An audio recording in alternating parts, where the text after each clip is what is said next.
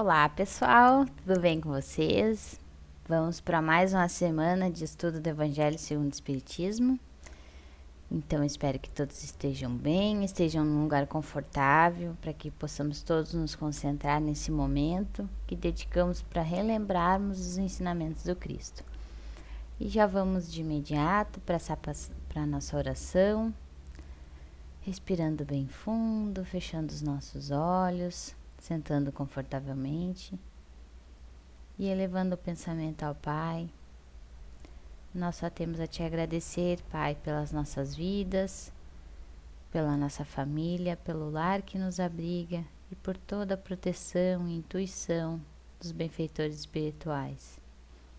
Que possamos, Pai, ao longo desses minutos de exposição doutrinária, absorver tudo que foi preparado para nós de positivo e que possamos ter os nossos corpos trabalhados, as nossas energias reequilibradas e sentirmos toda a sua luz e seu amor penetrando em cada canto do nosso corpo. Agradecemos a todas as equipes espirituais presentes para a realização desse trabalho de reenergização, agradecemos aos nossos mentores e agradecemos a toda a equipe da Elos de Luz por mais um trabalho a ser realizado. Imensamente gratos novamente a Ti, Pai, e ao nosso irmão Jesus Cristo, damos por aberto o trabalho de exposição doutrinária de hoje, que assim seja. O capítulo então dessa semana é para todos nós que podemos ser semeadores do bem, compartilhando coisas boas na internet, através das nossas atitudes, como nós viemos falando aqui ao longo das palestras, né? Lembrando sempre vocês de compartilhar, se vocês gostam dos vídeos, de seguir nossa página no Facebook. Mas esse capítulo em específico trata disso também. E o capítulo de hoje é o capítulo 21, Haverá falsos cristos e falsos profetas. Ele começa com a parábola Conhece-se a árvore pelo fruto. E diz assim: a árvore que produz maus frutos não é boa, e a árvore que produz bons frutos não é má. Porquanto cada árvore se conhece pelo seu próprio fruto. Não se colhem figos nos espinheiros, nem cachos de uvas nas sarças. O homem de bem tira boas coisas do bom tesouro do seu coração, e o mal tira as coisas más do mau tesouro do seu coração. Porquanto a boca fala do que está cheio o coração. É uma passagem de Lucas, e nessa passagem, novamente, ele faz alusão à árvore e aos frutos que nós geramos. Então, esse capítulo ele começa nos chamando a refletirmos sobre os frutos que estamos produzindo. O que está saindo do nosso coração através da nossa fala? E em relação a isso, ele também nos chama a atenção a quem ouvimos profetizar atualmente, analisarmos se trata de uma árvore boa. Então, com relação aos profetas, já que o capítulo é Haverá falsos cristos e falsos profetas, ele nos chama a atenção para conhecermos os profetas pelos seus frutos também. Além de nós nos conhecermos pelos frutos que nós geramos, analisando o que sai do nosso coração através da nossa boca, que palavras estamos emitindo para o universo, que energia nós estamos gerando e distribuindo ao falarmos e ao pensarmos, né? Que frutos são esses que nós produzimos, ele também nos fala para fazermos essa análise em relação aos profetas. Então, se aquilo que o profeta fala, realmente ele demonstra aquilo através das suas ações. Que o profeta não só fale aquilo, passe adiante o conhecimento que ele tem, mas que ele haja conforme aquilo que ele fala. Mas para a gente entender bem quem são esses profetas que o capítulo menciona, é necessário nós sabermos o que é profeta. Porque isso é importante para que a gente faça, então, essa análise dos frutos que o profeta gera. A gente atribui comumente aos profetas os dons de adivinhar o futuro, né? De sorte, que as palavras de profecia ou predição, né, são sinônimos de um profeta. Então, a gente considera que o profeta é aquele que prevê o futuro. Mas no sentido evangélico, esse vocábulo profeta tem uma explicação mais extensa e mais profunda. Profeta, então, no sentido evangélico da palavra, no sentido cristão, é todo aquele que é enviado de Deus com uma missão de instruir os homens e de revelar as coisas ocultas e os mistérios da vida espiritual. Então, um homem pode ser um profeta sem fazer previsões do futuro, né? Ele não precisa ter essa mediunidade de prever o futuro ou esse misticismo de prever o futuro. Basta que ele tenha a missão de instruir aos outros sobre o Evangelho, sobre os ensinamentos do Cristo e sobre os mistérios da vida espiritual. Então, houve numerosos missionários de Deus que vieram antes de Jesus e que foram chamados para a nossa esfera de atividade aqui material, para essa vinha, essa luminosa sementeira chamada Terra, para distribuir então o pão espiritual, as verdades eternas. Então, vejam que a gente sempre atribui a palavra profeta, normalmente as videntes, as pessoas que têm esse misticismo, essa aura de mistério, de saber mais que os outros, né? Mas não, profeta é somente aquele que veio com a missão, que planejou lá no plano espiritual a missão de instruir aos outros, de passar o evangelho, de passar todo esse ensinamento de Jesus através das suas ações, através do seu dom de fala e de tantas outras maneiras. Então, antes de Jesus, já vieram vários profetas à Terra para distribuir então esse pão espiritual. E a gente pode citar então eles, os mais importantes, digamos, né? O primeiro deles foi o Buda, Siddhartha Gautama, que nasceu no século V ou VI a.C., não se sabe bem, lá no Nepal. Então a gente sabe toda a história do Buda, né? Toda a doutrina do budismo que ele trouxe para nós, né? E tudo que ele realizou de bom aqui na Terra. O segundo profeta que a gente pode citar é Confúcio, que foi o primeiro grande filósofo chinês, que viveu de 1551 a 479 a.C. E ele veio trazer então toda a filosofia que até hoje a gente utiliza em ensinamentos dele. O terceiro que a gente pode citar é o Sócrates, que foi um filósofo ateniense do período clássico lá da Grécia Antiga, e ele viveu de 469 a 399 a.C. e nos trouxe ensinamentos também que a gente usa até hoje. Então, algum tempo se passou, né? As poderosas organizações do plano superior têm estado conosco incessantemente, nos impulsionando para evoluirmos em todos os sentidos, multiplicando as nossas possibilidades de êxito, de vitória nas experiências mais difíceis e dolorosas. Então, a gente sempre pode contar com a espiritualidade superior que está a todo momento nos auxiliando, nos intuindo, nos ajudando nessa evolução própria nossa e nos fazendo então através de inspirações, através de intuições também, nos fortalecendo com energias positivas, nos inspirando ideias boas para que a gente possa evoluir. Então, além dos profetas que encarnam na Terra de tempos em tempos, né? A gente sabe que isso não é frequente. Também temos os profetas desencarnados que nos ajudam.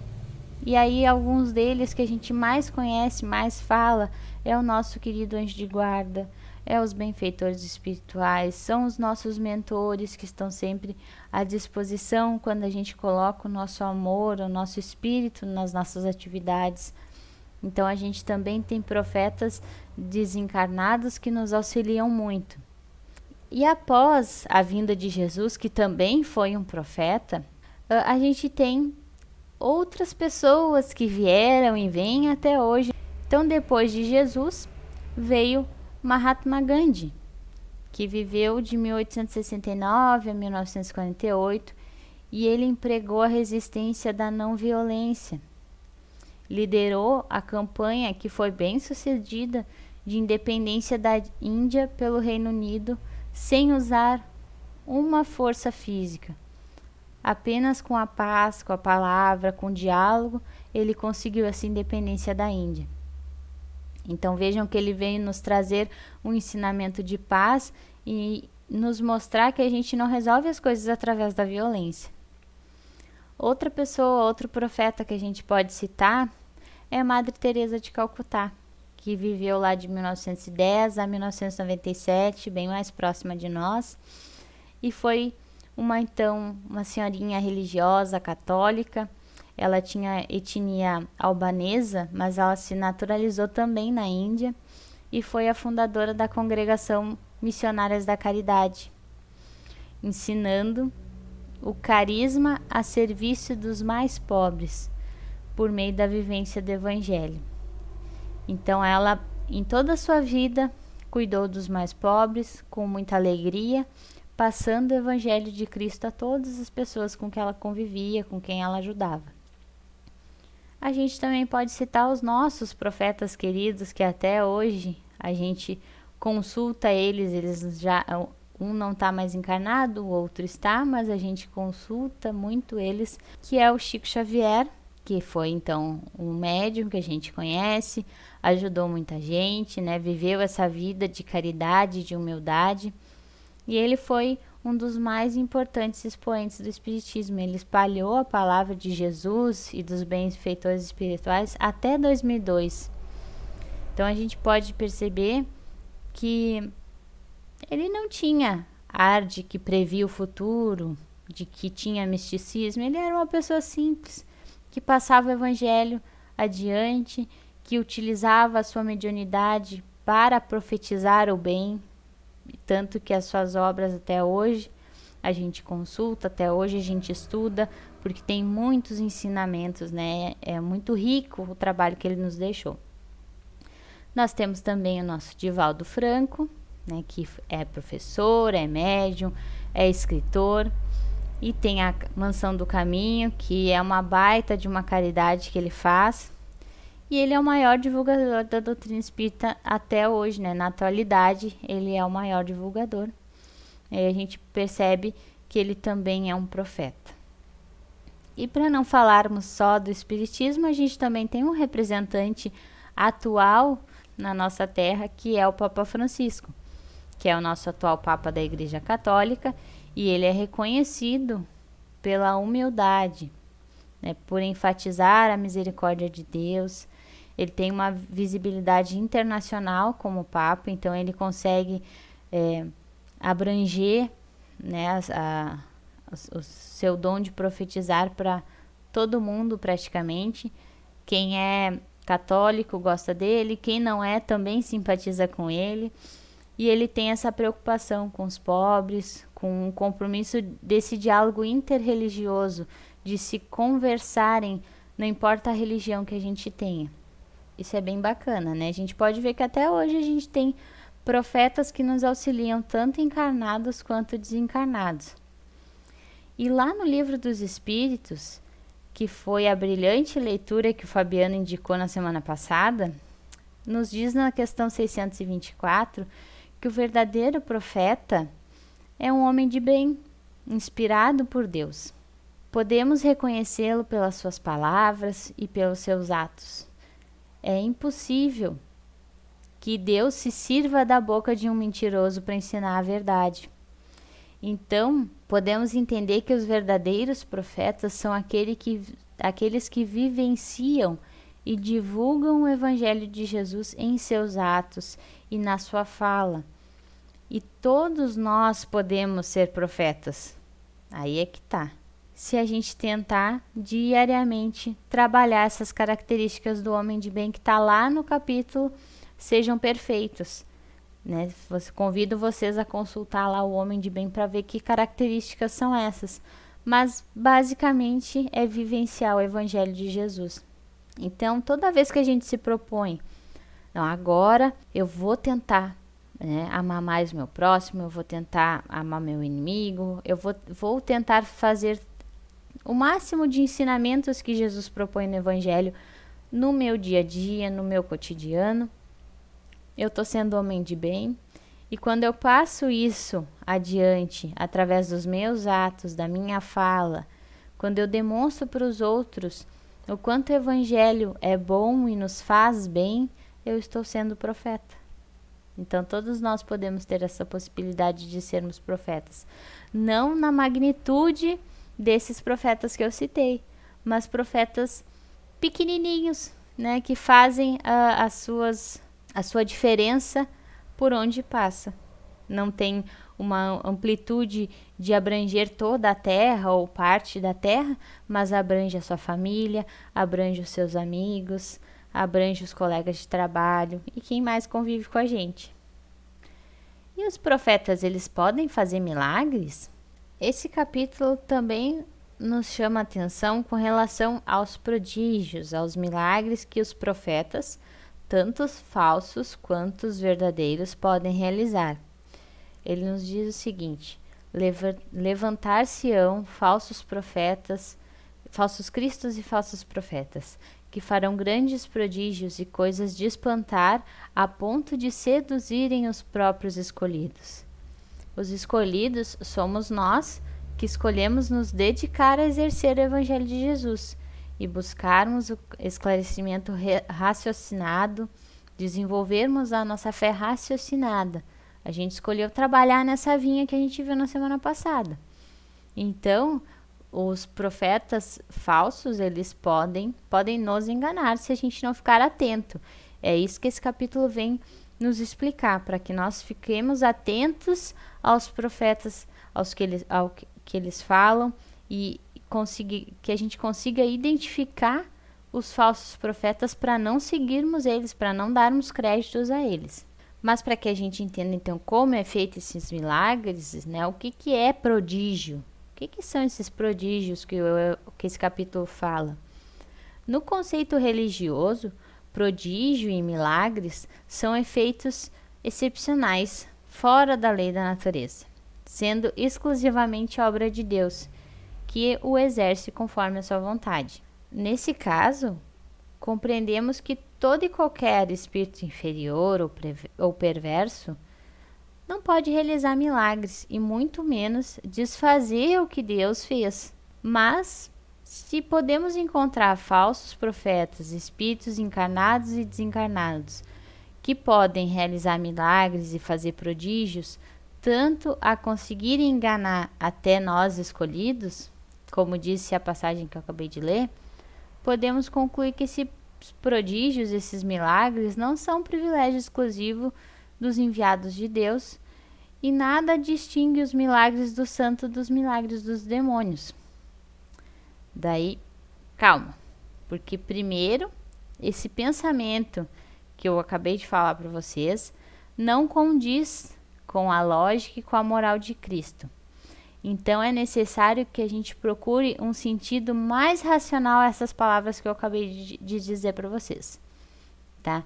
Eu trouxe essa explicação para que justamente a gente ative o nosso raciocínio para compreender isso, que não é tudo o que a gente diz que a gente deve aceitar e internalizar, né? Então, esse pensamento que eu acabei de falar, ele não condiz com a lógica e com a moral de Cristo, dizendo que os milagres são feitos tanto pelos maus quanto pelos bons. Então, vamos procurar um sentido racional e lógico para essas palavras que eu acabei de dizer. Quem começa a se aprofundar na doutrina espírita, aprende que todo o fenômeno tem uma explicação racional e que não há nada de sobrenatural, de maravilhoso ou de miraculoso nas coisas que acontecem, né, nesses prodígios e nesses milagres. A gente viu lá no capítulo A Fé Transporta Montanhas que os milagres e os prodígios são efeitos do poder da fé. Ou seja, os prodígios, os milagres, são aplicações da lei da natureza, que vão de acordo com a lei de Deus, que vão de acordo com a vontade divina. O Cristo operou muitos milagres materiais. Mostrou que esses milagres o homem também pode realizar quando se tem fé. Então, o magnetismo é uma das maiores provas de fé posta em ação, porque é pela fé que se cura. Então, em todos os tempos, houve homens que exploraram essa lei da natureza por conhecerem ela, por compreenderem, em benefício próprio das suas ambições. Também, pela maioria ser ignorante, esses homens conseguiam dominar através do conhecimento que eles tinham. E aí faziam milagres e prodígios a fim de alcançarem um prestígio, de serem pseudo-poderosos, sobre-humanos, ou então para dizerem que tinham uma missão divina a cumprir na Terra. Esses são os falsos profetas. Então, vejam como é importante nós trazermos luz para o nosso entendimento, para o nosso conhecimento, para a nossa inteligência. Utilizar o nosso raciocínio para aniquilar todo esse crédito que os falsos profetas querem ter. Porque assim eles vão diminuindo, vão se abafando conforme a gente se esclarece. Por isso que Sócrates lá falou que é tão importante a gente se autoconhecer e ter o conhecimento, para não ficarmos na ignorância. O fato desses falsos profetas operarem milagres e prodígios não constitui qualquer sinal de missão divina, nem de serem especiais, terem faculdades orgânicas especiais, porque os milagres são feitos pela aquisição do conhecimento e pela prática da fé. E isso está ao alcance de todos, não é de alguém especial. Todos nós podemos fazer milagres, podemos fazer prodígios. Quantos relatos a gente tem no nosso centro espírita de pessoas que conseguiram, através da fé, se curar, se reerguer, sair de uma depressão, né? Então, isso tudo é o poder da fé sendo colocado em prática com o conhecimento. E isso está ao alcance de todos, do mais indigno ao mais digno. Por isso que os milagres também são feitos por esses espíritos menos superiores, digamos assim, pelos espíritos inferiores, por essas pessoas que ainda têm ambição, que colocam ambição no seu livre-arbítrio, nas suas ferramentas de criação. E como a gente sabe que a gente tem o livre-arbítrio, que é concedido por Deus, vejam que o mal nunca tem mais poder do que o bem. O bem sempre tem mais poder, porque o bem usa o poder para o bem. E o mal, ele é muito teatral. Então parece que ele fez uma coisa extraordinária e sobrenatural, mas na verdade ele não fez nada disso. Ele só fez um pouquinho ali e fez todo um teatro na volta. E aí, pela ignorância que a gente às vezes possui, a gente acaba acreditando nisso. Então, claro que toda a mentira, um dia ela é revelada. E como muitos diziam que podiam operar prodígios, eles acabaram por ser revelado, né? E muitas pessoas até hoje dizem que fazem milagre, só que aí se essa pessoa tem um interesse de ambição, de prestígio, de se tornar mais visível, de ter a vaidade, né, trabalhada ali, bem inflada, não é ela que está operando aquele milagre, aquele prodígio. Digo para vocês que é muito mais a fé de quem está acreditando naquilo que consegue, então, operar o milagre para si mesmo. Então, que a gente cuide muito aquilo que a gente recebe, aquilo que a gente absorve como ensinamento, para ver se realmente aquilo passa pelo crivo do bom senso e da moral de Jesus. Se aquele milagre realmente é operado em prol do próximo, ou se é somente para inflar a visão, né, de ser uma pessoa especial daquele que está profetizando falsamente, né? Então, o verdadeiro profeta a gente reconhece pelos sérios caráteres e exclusivamente morais que ele exerce. Então, mais uma vez eu digo, colocar no crivo da moral do Cristo. Aquela pessoa que está falando aquilo ali que a gente está absorvendo como verdade, ela realmente faz aquilo, ela realmente tenta, se esforça em seguir aquilo que ela está dizendo, ou ela só fala com os lábios, mas o coração dela está cheio de veneno. A gente vê pelos atos que ela não é aquilo que ela se diz ser, aquilo que ela propaga como correto de ser. Então, esse capítulo nos chama atenção para isso. E vamos então refletir sobre o capítulo até aqui. Quando a gente fica na ignorância, a gente não tem nenhuma possibilidade de distinguir o que é bom e mal. Por isso que Jesus, Allan Kardec e os espíritos que escrevem esse capítulo nos convidam para estudarmos sempre. Lembram do amai-vos e instruí-vos. Amar sempre e nos instruir sempre também. Como a gente falou na semana passada na palestra, nós somos os trabalhadores da última hora. Temos a responsabilidade pelo que nós semeamos. Então, estamos atentos ao que semeamos na internet, ao que recebemos no WhatsApp, verificando se a informação é verdadeira, se a data é atual, se condiz com a moral do Cristo. Vocês podem estar se perguntando, como assim, Thaís? Tu tá falando de falso profeta, agora vem falar de WhatsApp, de rede social, de internet? Sim, porque atualmente nós somos profetas nesses meios de comunicação. Então, tudo que a gente recebe, a gente analisa e vê realmente se aquilo aconteceu naquela data que está dizendo, se condiz com a moral do Cristo, se a gente foi procurar lá nos sites para ver se isso não é apenas um boato, uma fake news, ou a gente procurou isso, ou a gente simplesmente compartilhou como se não houvesse amanhã. Quando a gente faz isso de não analisar o que a gente recebe e passar adiante aquela informação sem ver se ela é verídica, a gente está sendo falso Cristo, falso profeta. Então, esse é o momento que a gente tem que analisar e ver se realmente aquilo que a gente vai passar é verdadeiro, se aquilo que a gente vai passar condiz com a realidade e se passa pelo crivo moral de Jesus.